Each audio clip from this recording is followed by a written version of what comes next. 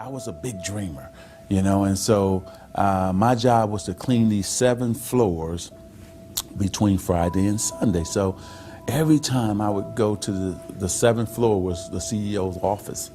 So I would bust in like I was the CEO. I'm dreaming like I'm the CEO now. And who would have ever thought? I've been blessed. And here I am the CEO of my own company.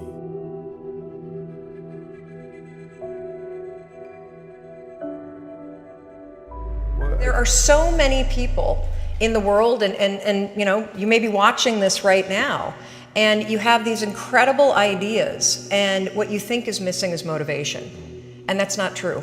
Because the way that our minds are wired, and the fact about human beings is that we are not designed to do things that are uncomfortable or scary or difficult. Our brains are designed to protect us from those things because our brains are trying to keep us alive. And in order to change, in order to build a business, in order to be the best parent, the best spouse, to do all those things that you know you want to do with your life, with your work, with your dreams, you're going to have to do things that are difficult, uncertain, or scary, which sets up this problem for all of us. You're never going to feel like it. Motivation's garbage. You only feel motivated to do the things that are easy, right? I have yet to give a speech or have a meeting where somebody doesn't ask me the millennial question. What's the millennial question? Apparently millennials as a generation, which is a group of people who were born approximately 1984 and after, are tough to manage. And they're accused of being entitled and narcissistic, self-interested, unfocused, lazy. But entitled is the big one. And because they confound leadership so much, what's happening is leaders are asking the millennials, what do you want? And millennials are saying, we want to work in a place with purpose, love that. We want to make an impact, you know, whatever that means. What I've learned is that I can break it down into 4 pieces, right? There are four things, 4 characteristics. One is parenting, the other one is technology, the third is impatience, and the fourth is environment. The generation that we call the millennials, too many of them grew up subject to, not my words, failed parenting strategies, you know? Where, for example, they were told that they were special all the time. They were told that they could have anything they want in life, just because they want it, right? They were told, some of them got into honors classes, not because they deserved it, but because their parents complained. And some of them got A's, not because they earned them, but because the teachers didn't want to deal with the parents. Some kids got participation medals. You got a medal for coming in last, right?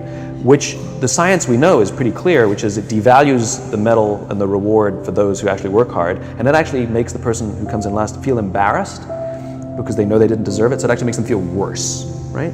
So you take this group of people and they graduate school and they get a job and they're thrust into the real world, and in an instant they find out they're not special, their moms can't get them a promotion, that you get nothing for coming in last, and by the way, you can't just have it because you want it, right? And in an instant, their entire self-image is shattered.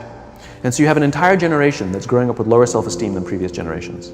The other problem, to compound it, is we're growing up in a Facebook, Instagram world. In other words, we're good at putting filters on things. We're good at showing people that life is amazing even though I'm depressed, right?